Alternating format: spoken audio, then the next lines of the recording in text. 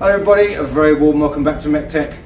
It is coming towards the end of 2023 and MEC-TEC has been going for about 2.5 years now, believe it or not. I've been boring you on YouTube for that long and I thought it was about time that we did a fleet update on all the cars, where they're at, what's going on with them, and also some big news coming later in the video. So without further ado, I think I might as well start here with my 1981 DeLorean MC12. You would have seen this on the channel if you've watched older videos.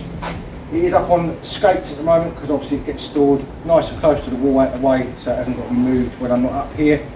It's all running. Out of all the cars in this garage, barring the Granada, which is my dad's, the Capri and the Fiesta won't start. The old DeLorean fired up straight away, which I was quite shocked about. There we go. They've all had battery tenders on them, and the Capri and the Fiesta, for whatever reason, didn't want to know. This, 3 turns, away it went. So that is absolutely superb. And I can only say it down to my superb rebuilding skills when I rebuilt it back in 2019, before YouTube unfortunately. So I'm bigging myself up there a little bit. But the DeLorean is what it is. There's not really, well, there are jobs to do on it, but nothing major at the moment. It is all drivable, it's on the road, it's tax and MOT exempt, so I haven't got to worry about any of that sort of thing. And I know the underside of this car is as clean as the top because I have literally taken it down to a bare frame. So it is absolutely perfect underneath, as best as it can be. So that is the DeLorean. Let me move the camera and we'll go over to the Fiesta. You can just about see in the corner there. Lighting's not that great in here. It's blowing an absolute gale up here at the moment, which is why we're in the garage. For those of you who are new to the channel, this is my 1984 Mark II Ford Fiesta gear. This was my first car. I got this car when I was 15. Did my driving test in it. Me and Mrs MEC-TEC went out on our first date in it, so it has got a fair bit of history. Around about 5-6 years ago, I did a full recommissioning on this, did all new brakes, welding, everything it needed, and it was all on the road. It hasn't been on the road now for a couple of years, but this, because it's on an A plate, January 84 it was registered, but it was built in December 83. I've actually managed to get a certificate from Ford's proving when it was built, which means I can write to DVLA and actually get this made tax and MOT exempt a year early, which is really, really good because they run a year behind on their thing. So although they say it's 40 years old, it's actually not, it's 41 years old really. So if this was built in 84, it would have to wait until April 2025 to become tax and MOT exempt. But because I can prove it was built in December 83, it means I can get it tax and MOT exempt in April next year, 2024. So that will be superb, which means this will be back on the road again, hopefully a bit sooner. It is out of MOT at the moment, and obviously I haven't taxed it because there's no point in sitting in the garage. So that is what it is at the moment. It's always in need of something as far as to make it perfect, but it is a nice, usable classic car at the moment. It's not perfect by any stroke of imagination, but it is usable. So there's not really a lot to do on this at the moment, which is why you haven't really seen it on the channel that much. We'll move the camera again, we walk behind you. We'll move it round and we'll go over the other side. You can see the Cavalier just there to the Capri. There we go. This is my 1985 2.8 injection Capri. You would have seen this on the channel a couple of times. It hasn't had much channel exposure, mainly because it hasn't really needed much doing to it, and it's been in Norfolk for the whole time since I've owned it, pretty much. Now unfortunately, for reasons that will become clear later in this video, the Capri is probably going to be going up for sale early in the new year. So if you are after a very nice low mileage, I think it's done 71,000 miles, 2.8 injection special, hit me up on my email on the channel. If you want to buy this car, it could be yours in the new year. It doesn't need anything as far as I'm aware. It's had new brakes on the front, we've done new rocker cover gaskets on it. It's all running and driving. As far as I know, it is all good. It probably could do with a new set of tyres if you really want to be critical about it, because the tyres on it are quite old. But apart from that, it is a really, really nice car. It needs a wash. It's a bit dusty where it's been sitting up here all this time, but you can't really odds that, can you? So unless you keep it under a cover, which then holds the moisture, it's kind of like do you don't you sort of thing. So that's the Capri, 2.8 injection. Not a lot of channel exposure again because it's not really needed a lot doing to it. Now just move around to the centre here. This is my dad's car. This is the 93 Granada Scorpio Estate 2.9 EFI. You would have seen this on the channel a little while ago. We did a gearbox oil change and flush and filter change on it to try and get it driving a lot smoother, which it has really worked well. So again, this hasn't been on the channel all that much, and it's not technically mine, it's my dad's, but I thought I'd show it on here because obviously it has been on and we have done bits and bobs to it. It's all on the road. I don't know if it's MOT at the moment, but if it's not, it will be this year. My dad's going to be using this year. He's going to get his amateur radio rig working in the back of it again and go out on mobile to do his hobby in that. So that is the Granada Scorpio. Not really a lot to say about that one. It's sort of all on the road and working. I'll spin you round and show you the elephant in the room. Obviously, if you are a long-term viewer of the channel, you'll know, I'm just trying to get this tripod a bit straighter, that this is my 1987 Mark II Cavalier, which exactly a year ago yesterday had a bit of an accident with me at the wheel, obviously, and you would have seen that video. It is my most viewed video. I think you lot on YouTube must love destruction videos because that has had over 21,000 views on that now. It is by far my most viewed video. Don't know why, but there we go. It got 20,000 views within the first 2 months, I think it was. So the Cavalier unfortunately has been sitting here waiting its turn, languishing. It does need obviously the panel work on the front of it, as you can see. I have got the front panel that is the slam panel that runs underneath the bonnet here. I have got a new one of those, a genuine Vauxhall one. I want to get a new cross member because that's all bent and damaged, and I'm either going to get a new outer lower front panel or I'm going to repair that one of the two once we get it into a position where I can work on it and get it back on the road. It's not going to take hopefully that long to do. It's just obviously circumstances of it being up here in Norfolk and me not having many tools up here to work on it, that it means that it has been left. Unfortunately, I have quite a few people keep asking about the Cavalier. It hasn't been forgotten, it won't be left. I am going to return it to the road in its former glory, but unfortunately it is taking its time at the moment. So there we go, that's the Cavalier update. This, for anyone who doesn't know, is a 1.3L, which is the absolute base of base specs in beige. You couldn't get any more 80s if you tried. And this was my stepdad's car from a year old, so it's been in the family a long while, hence why I want to save it and get it back on the road after I ruined it. Right, we're going to head to the other building down the end of the driveway, and we will go through. There's another 2 cars down there which we need to talk about, and then we will be whisked back to Essex and we will go through the cars that are down there. Right, hopefully you can see me. It is absolutely chucking it down rain now, so good old Norfolk weather. This is another one from the fleet. This is another one of my dad's. It's the 1972 Triumph Dolomite 1850 Auto. This has been on the channel a couple of times now, with the wheel refurbs being done, and it's had new tyres, and we did a Edelbrock fuel pump in the last video on this particular car. Now unfortunately, that Edelbrock fuel pump decided to pack up almost instantly after we fitted it, and we've actually ended up putting the old electric fuel pump back on it today, which is now working no problem, and it is running again. So Dad's had this, obviously we did all that work on it and he hasn't been able to use it ever since because it's not been working. So now we've got it running again. We did that off camera because obviously we was just swapping it all back to how it was basically. So yeah, it is on the road, up and running, tax exempt, 52 years old I think it is now, and it is absolutely superb. I absolutely love this car, it's great fun and really gets some looks when you're out driving it. So that's the Dolomite. There's not really a lot else to say on that. It is in a bit of a dark garage unfortunately because the electrics aren't working out here at the moment. I'm just going to spin you round. I thought I'd feature this on the channel as it hasn't actually been on the channel yet. This is Mrs. MEC-TEC's car, the family wagon if you like. It is a 2017 Ford Grand C-Max Titanium X. All the nice whistles and bells on it, and this one is actually an auto, the famous Ford Power Shift Auto, which isn't the best gearbox in the world, but this, when we bought it, only done 30,000 miles, and it has had its proper Ford gearbox oil change on the gearbox. So hopefully, for as long as we keep up with the oil changes on the gearbox, as you can see it's bucketed down, which is why I'm now standing behind the camera and not out there. because it is disgusting. So yeah, that is our sort of family wagon for hauling the two girls around and all the stuff that comes with them, and obviously us as well.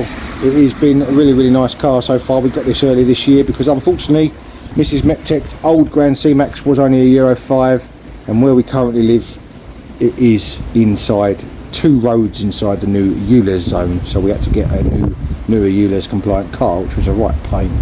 So yeah, that is Mrs. MEC-TEC's family wagon as such. Now, that is all the cars that we're going to go through up here. I'm going to magically snap my fingers now, and I will see you in Essex in a second. And just like that, we are back in Essex and out on the driveway with my 2000 Ford Puma. Now, for long time viewers of the channel, this was actually the first car that we repaired or started repairs on the channel all those years ago, 2 and a bit years ago, after another accident of mine with the front end of a tree. Now, Lee said on that one, we obviously finished the repair on that, but then we found we had a lot of corrosion on this seal down here, which is what stopped us carrying on with the work. I've now got the panels for that. I've got a new arch and a new outer seal, so this is going to be hopefully going in the garage fairly soon to get this back on the road where it needs to be, because it's been off the road far too long.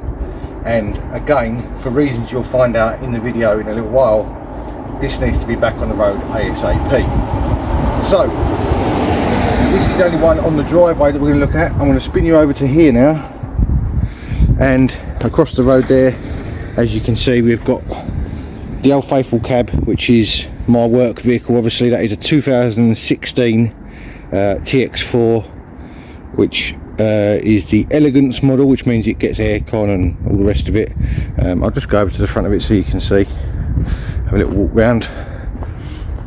After the wheel bearing debacle on the rear axle, it has been giving me a sterling service. Unfortunately, I have still got a slight knock from the back. I have no idea where it's coming from, but yeah, that is the London Black Cab LTI TX4 Elegance. And then we come on to the little C1. Now, from previous videos, I would have said to you, I'm not sure what I'm keeping out of Gizmo the blue Fiesta or the little C1. Now, my heart rolled my head on this one, and I kept the C1. Gizmo has been sold. I haven't got that Fiesta anymore now. I decided to keep the little C1. I'm a lot more attached to it. I've done a lot more to it, and I've got it pretty much how I want it now. There are some more jobs that I want to do on this in the near future, which will be coming up on the channel, so look out for some more C1 content in the near future. We're going to be doing some another mod on this, and also probably a stereo upgrade as well, so that should be coming up in the new year. Not sure when. Yeah, that is another car that's going to be on the channel again soon. Right, let's get back into the garage and we'll go through the last 2 cars that are in there. Right, second from last car is my 1986 Lotus Excel. Now, this is the newest addition to the MEC-TEC fleet. You would have seen this appear earlier this year after me seeing this car sitting on our driveway for around about 15 years. It turns out it was actually sitting there 23 years in total before I started seeing it there, and I managed to get in contact with the owner via a couple of letters through the door, and he got back to me and very kindly decided to sell it to me in the end, after he decided he didn't want to restore it himself. So this is the newest project. You have seen a few videos on it. I haven't touched it since then, believe it or not, because I have been concentrating on the van, 3-wheel van, which is just behind the camera, which obviously we'll come to in a second. So yeah, the next step on this is going to be probably engine out. It will be engine out.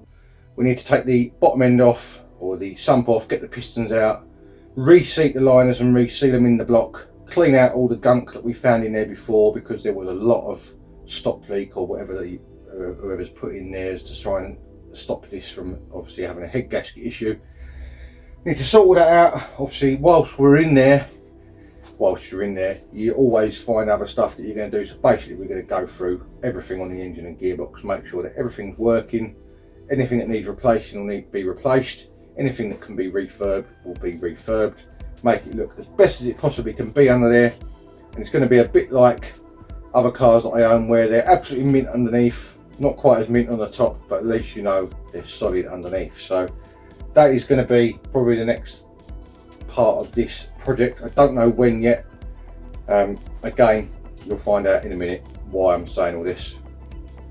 Let me spin the camera around and we will look at the final car. It's a bit tight in here. Now this is the one, tripod stuck. This is the one that you would have seen the most of over the last probably couple of months, and that is my 1970 three-wheel van. Let me move the tripod back a bit because I can't get in shot because it's too tight in here as usual.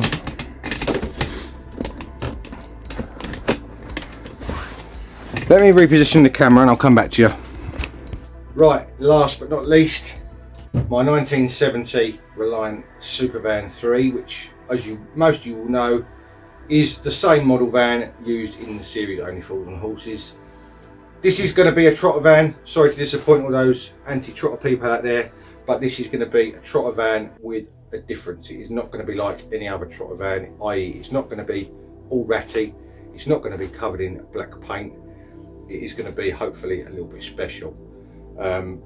Obviously I'll reveal more on that as we go through the project, but yeah, I'm trying to make this the best Supervan it can be, bearing in mind that this shell sat on a farm for about 30 years, rotting into the ground. It had something dropped straight through the front, so there was no front on it. It had been shot at, it had everything. The rear floor in the back was completely split in half. It was mullered, and when I got it, the guy said to me, if you hadn't bought it, it was going to the scrapyard next week. So that is how close it was to not existing anymore. So I saved it, obviously being me, and I've taken on the task. It's been about 4 years now working on this on and off. There have been quite a few projects in between, as you would have seen on the channel. I can't remember them all off the top of my head, but Kawasaki Ninja springs to mind, Westfield springs to mind, various other cars that have been on the channel in between times, not my own cars as well, the Stobart van, the other trotter van, in fact 2 other trotter vans, you know, so there've been quite a few different things in between that have slowed me down on this project, but I have been trying to stay focused on this and keep the momentum going. So there we go, that's the 1970 Reliant Supervan. I'm going to give you an update now in the garden on the earlier in the year workshop build and tell you about the news that is happening. Right, for those of you that don't know or didn't watch it, this is the new workshop, which as you can see by looking through the windows now is absolutely packed to the rafters with stuff. Now, a lot of you said make sure you don't fill it full of took, and I totally agreed with you, and that was the absolute plan. But in the meantime, this is the big news that I've been going on about. Our house has actually been up for sale and is now sold, and we are moving house. So there is going to be a new MEC-TEC HQ coming. I don't know when yet because we are in a bit of a chain. We found the house that we want. It has got a double garage, you'll be pleased to know. And it also has got room to extend that double garage and make it bigger, which is obviously what I haven't got the room for here. I've got a double garage lengthways here. The new house will have a double garage widthways with space to go out behind with any luck. Obviously planning and money permitting, but at least we won't be any worse off for the time being, and we'll still have a double garage to work in, and it'll be absolutely marvellous. So that is the big news. We are on the move. It was unexpected, and I've had a lot of help from family members, my dad mainly and stepmum. Thank you very much to you too. We've had a lot of help from them, and it is finally happening. It's something we've wanted for a long time, and it also means I won't be in the ULEZ zone anymore, which means it's absolutely superb for some of those classic cars that we've got, like the Lotus for example, which isn't quite old enough yet to be tax and MOT exempt and ULEZ exempt. But obviously once we move it won't matter because I can drive it around the area we're in, no problem at all, and I'm outside the M25 and outside of the ULEZ, so that is absolutely superb. I'm really chuffed about that. So yeah, that is why you haven't seen any more on the workshop build. It is all sort of watertight and finished, as you would have seen in the videos. I have put a basic light in there and a plug socket, or in fact 2 plug sockets, just to sort of get some power in there. And I've sorted out joining the power cable over there. I've done most of that off camera because obviously I just said you get it done. And in there at the moment is a lot of stuff from the house where we've obviously had viewings and stuff like that. We need to get everything cleared out and looking as best it could be for potential buyers. So that is why you haven't seen any more on the workshop build, because it isn't going any further under my ownership. It's a shame because obviously I've just built it, but I would much rather be moving house than anything else. So there we go. That is the big news. So please bear with me if videos do become a little bit sporadic, I think is the right word, or they're not always on a Friday night like they haven't been for the last couple of weekends.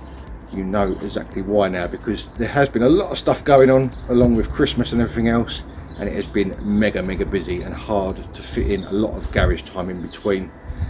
Mrs. MEC-TEC, as usual, has been very understanding and allowed me to obviously carry on with my, I don't want to call it, what's the word? No, I want to say hobby rather than obsession, because as you probably well know from most car guys, it does tend to be a bit of an obsession after a while.